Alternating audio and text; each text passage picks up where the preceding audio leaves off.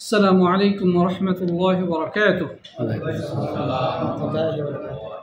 بسم الله الرحمن الرحيم. الحمد لله والصلاة والسلام على رسول الله أما بعد. প্রশংসা গুণগান হামদ এবং তারিফ সেই মহান অধিপতি আল্লাহ রাব্বুল আলামিনের দরবারে পেশ করছি, যিনি আজকে আমাদেরকে জুবাইল দাওয়াহ অ্যান্ড গাইডেন্স সেন্টারের ক্লাস কক্ষে সাপ্তাহিক তাফসীর ক্লাসে উপস্থিত হওয়ার তৌফিক দান করেছেন। এই জন্য আমরা সকলেই মহান অধিপতি আল্লাহ রাব্বুল আলামিনের দরবারে অবনত মস্তকে কালিমাতুশ শুকর আদায় করি, শুকরিয়া পড়ি আলহামদুলিল্লাহ। অতঃপর সালাত সালাম এবং অবারিত শান্তির ধারা বর্ষিত হোক প্রাণপ্রিয় নবী খাতামুল আম্বিয়া নবী মুহাম্মদ রাসূলুল্লাহ সাল্লাল্লাহু আলাইহি ওয়াসাল্লামের প্রতি।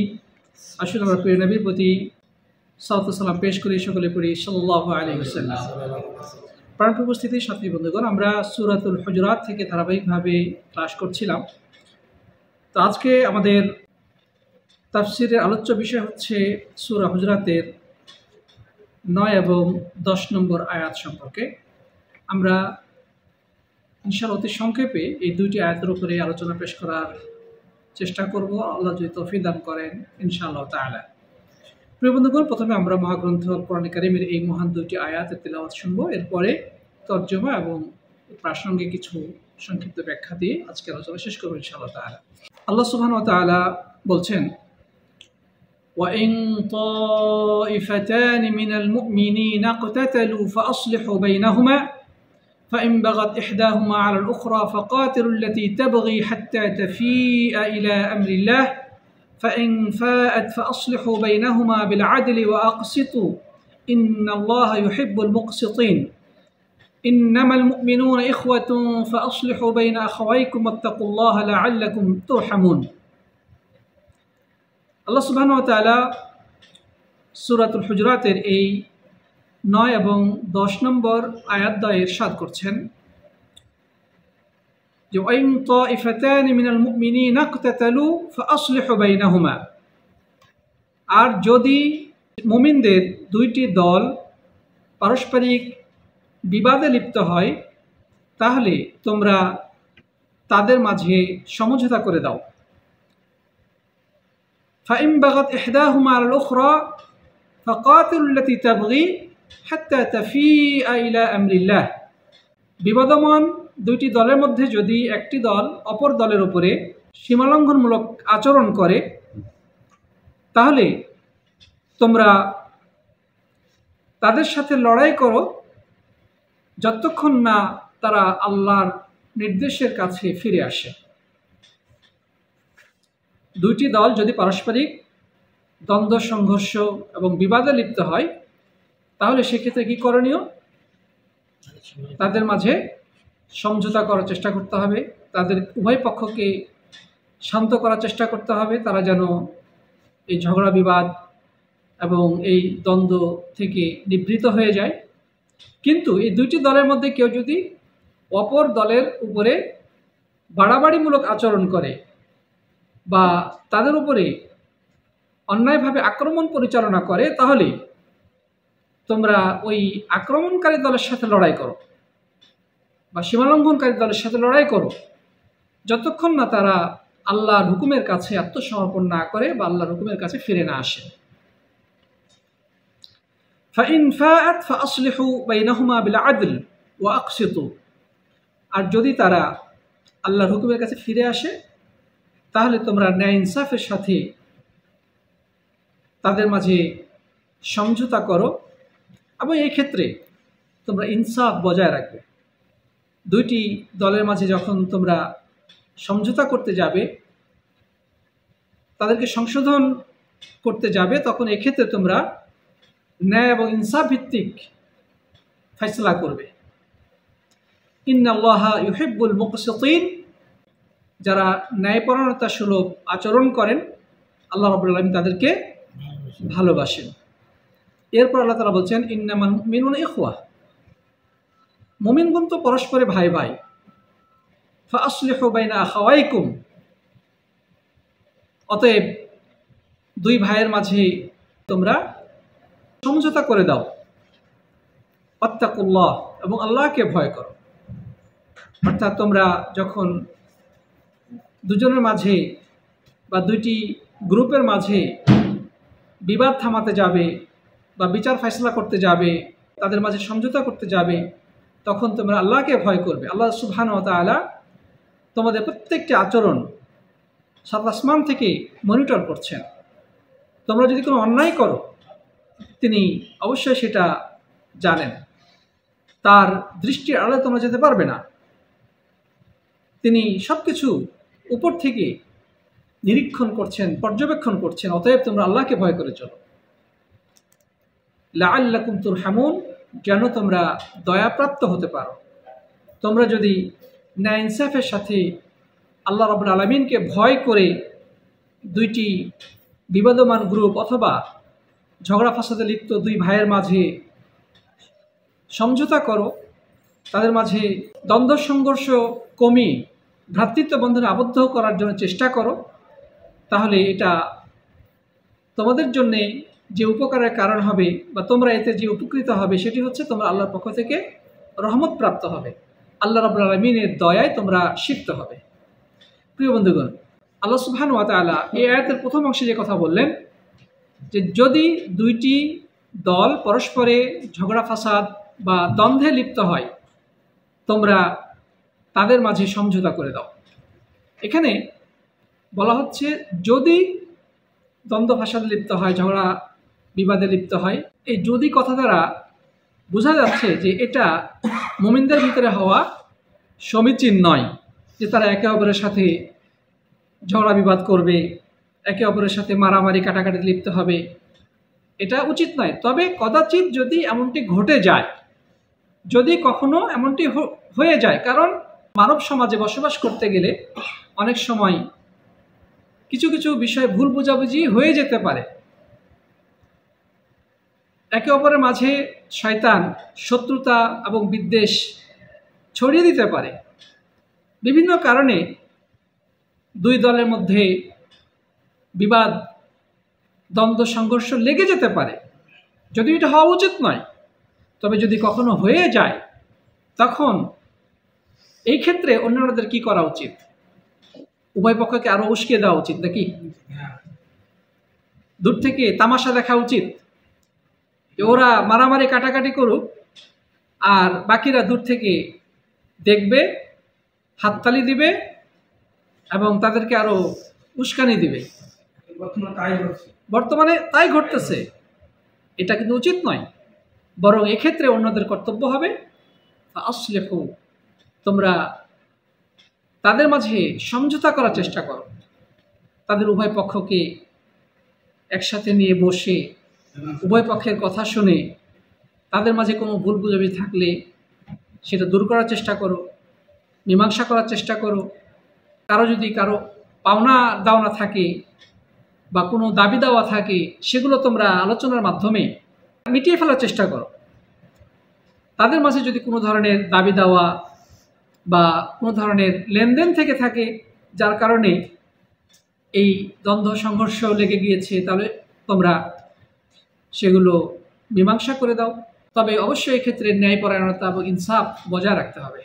কোনো ব্যক্তির প্রতি ভালোবাসা, কোনো দলীয় স্বার্থ, রক্তের সম্পর্ক, এলাকার সম্পর্ক কিংবা কোনো আর্থিক লেনদেন ইত্যাদি কারণে যেন অন্যের প্রতি কোনো ধরনের অবিচার না করা হয়, পক্ষপাতিত্বমূলক আচরণ যেন না করা হয়। যদি এমন কিছু করা হয় তবে সেটাকে ইনসাফ বলে না, সেটাকে জুলুম বলে। সব কিছু জানলো যে কে অন্যায়কারী, কিন্তু ফয়সালা করার সময় বিচার ফয়সালায় বসে দলীয় স্বার্থ,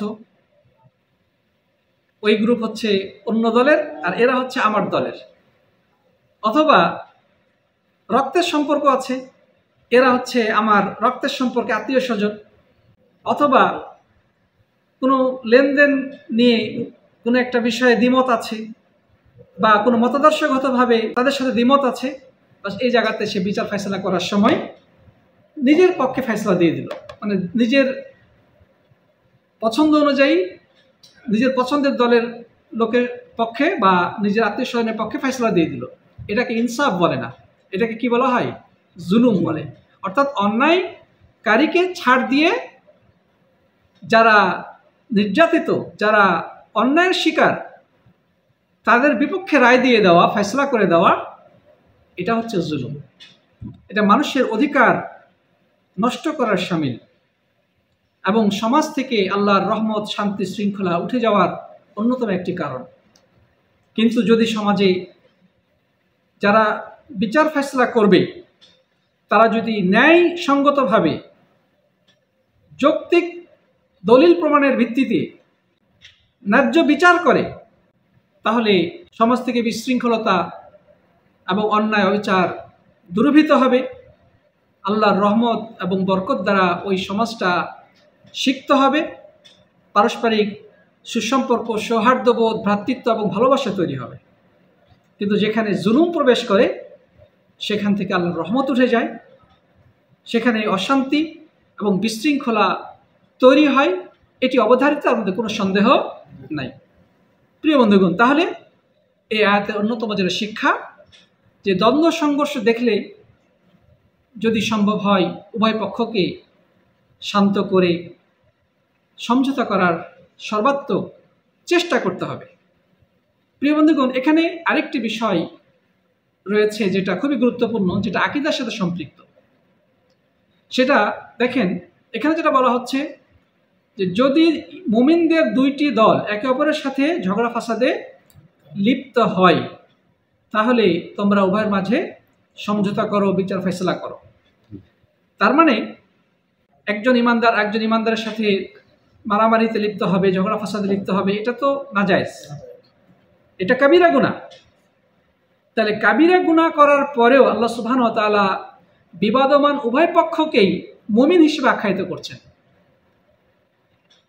দুই পক্ষই ইমানদার, তারপর তারা ঝগড়া ফাসাদ করছেন। রব্বুল আলামিন এখানে কাউকে কাফের বলে দেন নাই যে যারা ঝগড়া করছে তারা কাফের। তাহলে বোঝা গেল যে একজন ইমানদার ব্যক্তি কবিরা গুনাহ করার পরেও ইমান থেকে বের হয়ে যায় না, সে ইমানদার হিসেবেই পরিগণিত হয়। তবে নিঃসন্দেহে গুনাহকারী, ফাসিক, যে ব্যক্তি পাপাচার করবে সে যত বড়ই গুনাহ হোক না কেন, যদি সে শিরিক না করে বা ইসলাম থেকে বের করে দেয় এমন ধরনের অপরাধ না করে, তাহলে পাপ করার পরেও সে ইসলাম থেকে বের হয়ে যাবে না, বরং সে ইমানদার হিসেবেই গণ্য হবে। তবে অবশ্যই গুনাহকারী, পাপিষ্ঠ, ফাসিক। তার প্রমাণ হচ্ছে এই আয়াত। আল্লাহ সুবহানাহু ওয়া তাআলা দুই পক্ষ যারা একে অপরের সাথে ঝগড়া ফাসাদে বা দ্বন্দ্ব সংঘর্ষে লিপ্ত, তারপরও উভয় পক্ষকে তিনি ইমানদার হিসেবে আখ্যায়িত করেছেন। প্রিয় বন্ধুগণ, এই কথাটা বলার অর্থ হলো, দুইটি বাতিল ফিরকা রয়েছে যারা মনে করে যে ফাসিকি কাজ করলে বা কাবিরা গুনাহ করলে একজন মানুষ ইমানদার বলে গণ্য থাকে না। কোনো মানুষ যদি বড় গুনাহ করে, কাবিরা গুনাহ করে, তাহলে সে মুমিন থাকে না, সে কাফের হয়ে যায়।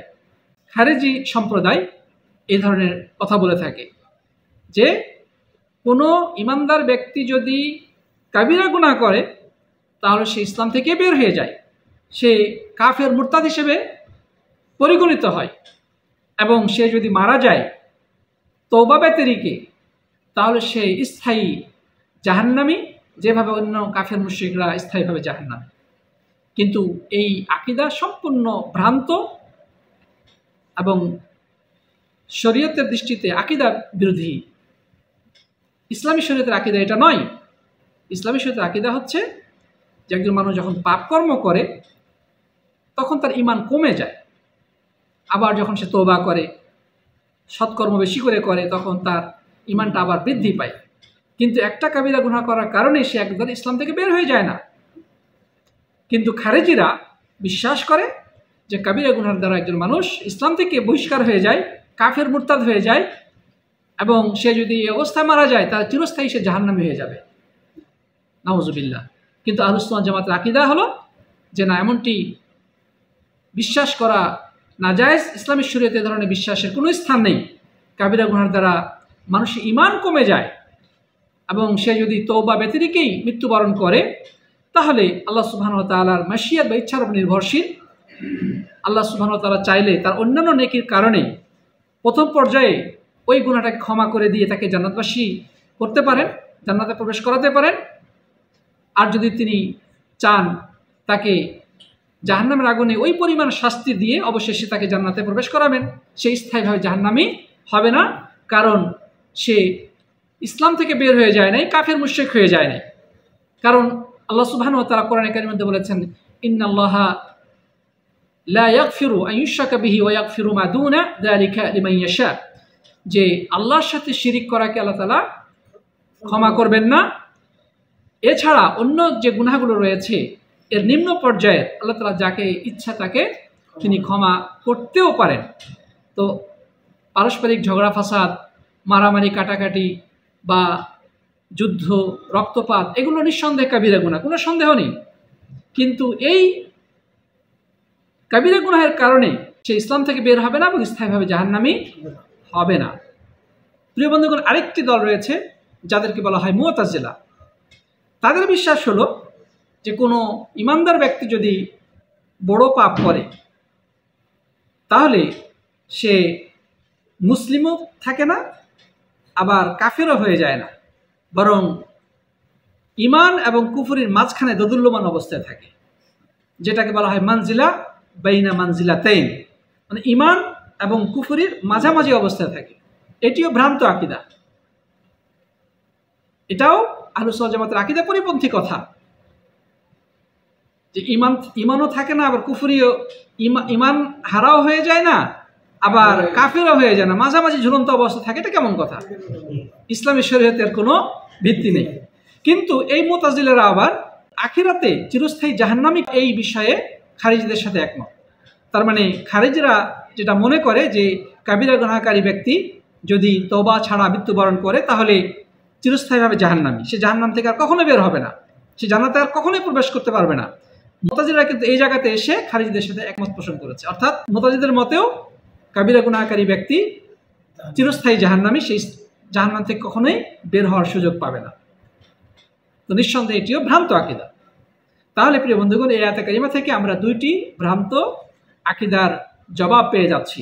একটি হচ্ছে খারিজি আকীদা, যারা মনে করে যে কাবিরা গুনাহ করলে একজন ইমানদার ব্যক্তি ইসলাম থেকে সম্পূর্ণরূপে বের হয়ে যায় এবং তওবা ছাড়া মৃত্যুবরণ করলে স্থায়ীভাবে জাহান্নামী হয়ে যায়।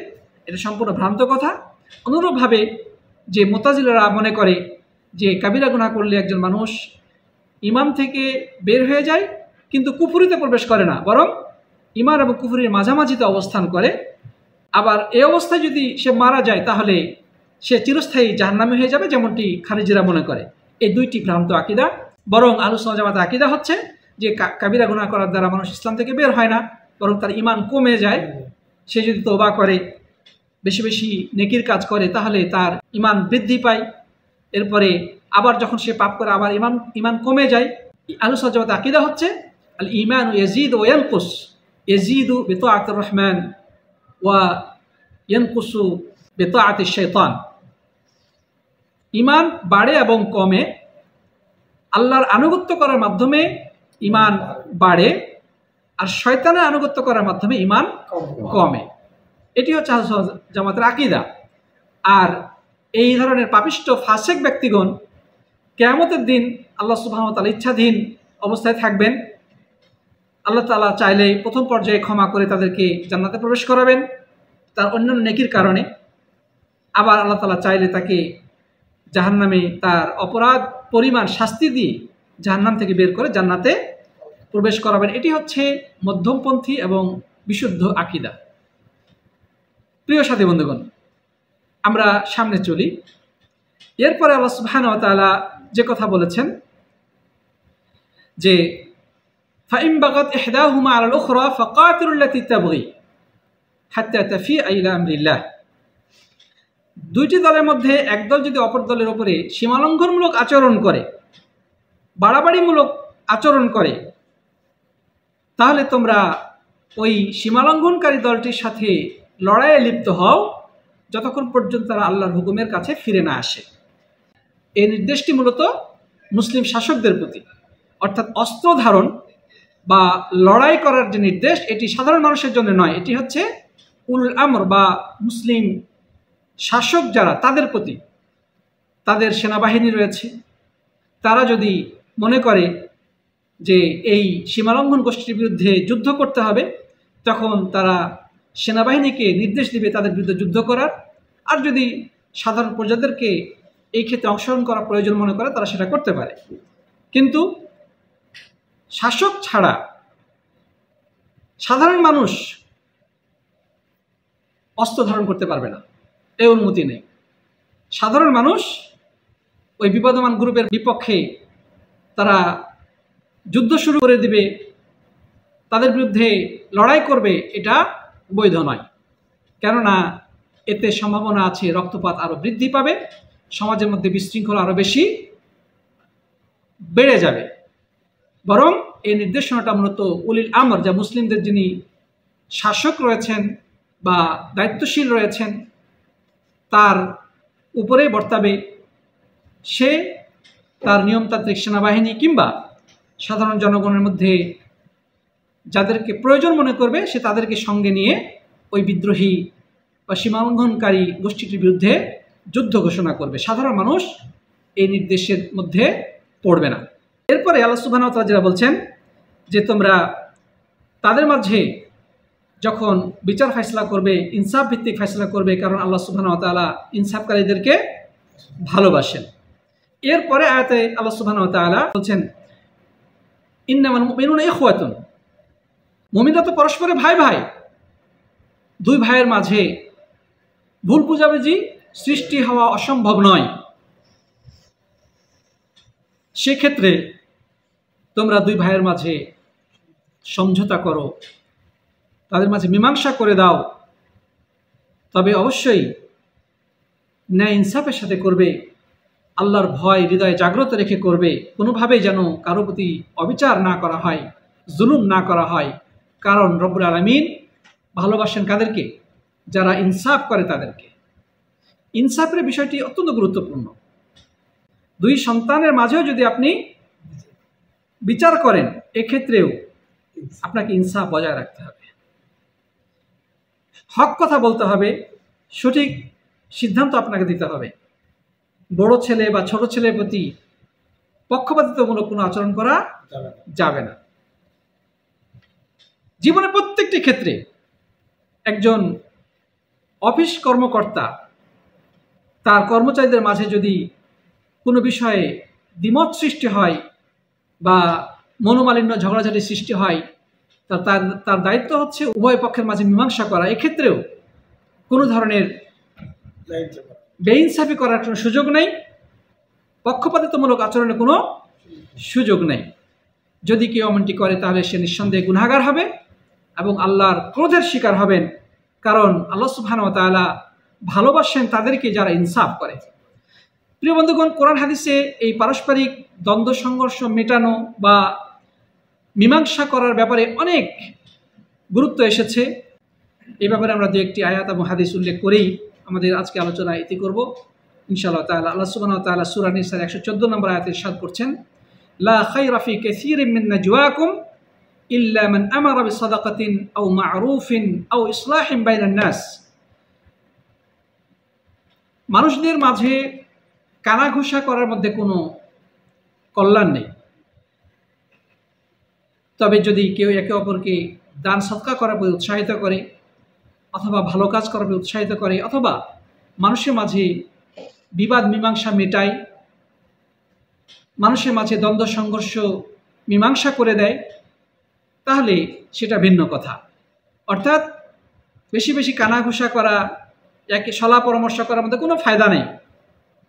ফায়দা তখনই হবে যখন এর মাধ্যমে ভালো কিছু করা হবে, হয় দান সদকার বিষয়ে বলা হবে, অথবা যে কোনো সৎকর্ম করার ব্যাপারে বলা হবে, কিংবা দুজন মানুষ কিংবা দুটি দলের মাঝে বা দুটি পরিবারের মাঝে মীমাংসা করার চেষ্টা করা হবে। এটার মধ্যেই কল্যাণ রয়েছে। এরপর আল্লাহ সুবহানাহু ওয়া তাআলা সূরা নিসার 128 নম্বর আয়াতে বলছেন, অসুলহু খায়র, সমঝোতার মধ্যেই কল্যাণ রয়েছে। মারামারি কাটাকাটিকে বাড়তে দিবেন, ঝগড়াঝাটিকে বাড়তে দিবেন, যত বাড়বে ফিতনার আগুন ততই বৃদ্ধি পাবে। সেই ফিতনার আগুনে ধ্বংস হবে পরিবার, সমাজ, রাষ্ট্র, ধন সম্পদ ইত্যাদি। কিন্তু অসুলহ খায়র যদি মীমাংসা করে দেওয়া হয়, এর মধ্যে কি রয়েছে? কল্যাণ রয়েছে।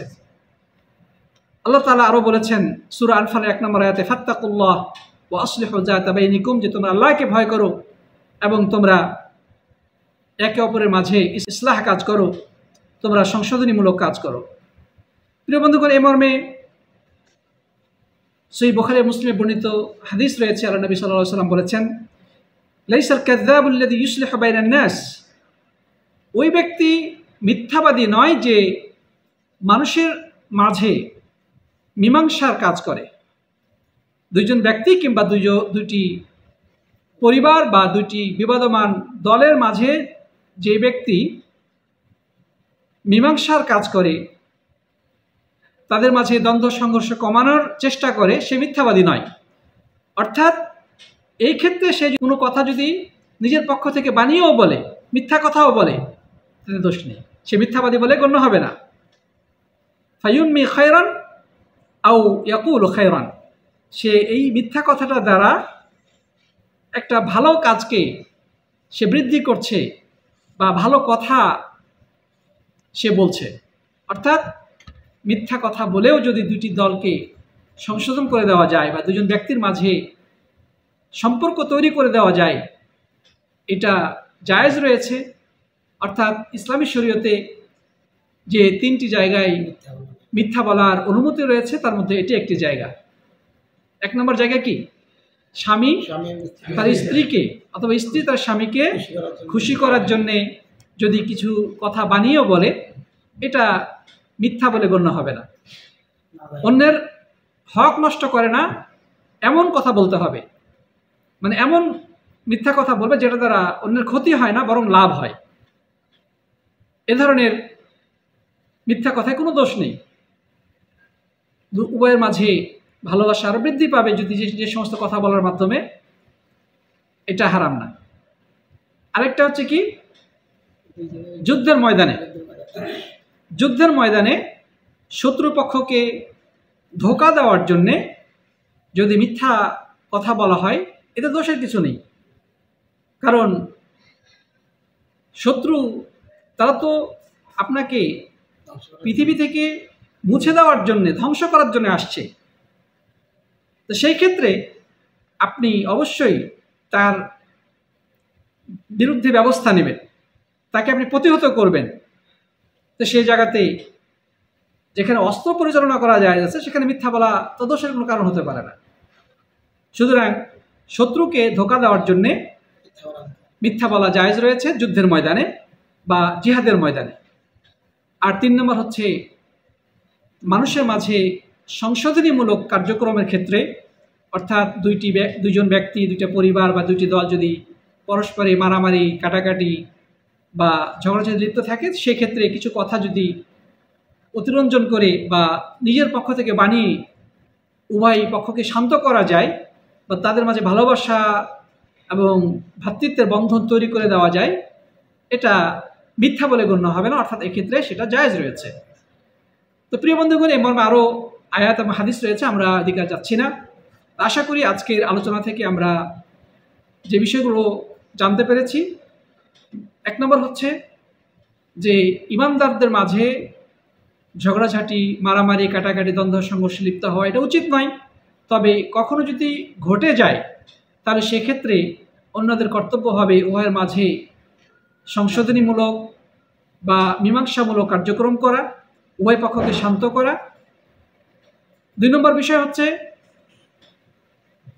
কোনো ব্যক্তি যদি কাবিরা গুনাহ করে, তাহলে সে ইসলাম থেকে বের হয়ে যায় না, বরং সে ফাসিক বলে গণ্য হয়।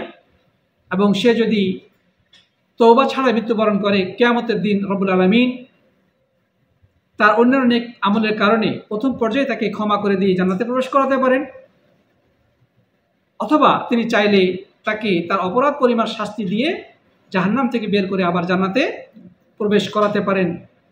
কারণ এটা শিরিক বা ইসলাম থেকে বের করে দেওয়ার মতো কাবিরা গুনাহ নয়।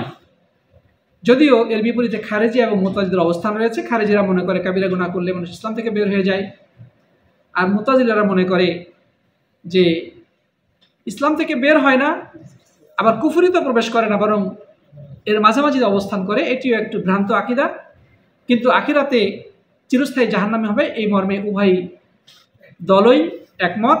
কিন্তু আহলুস সুন্নাহ জামাতের আকীদা এটা নয়, বরং সঠিক কথা হচ্ছে যেটা আমরা একটু আগে বলেছি।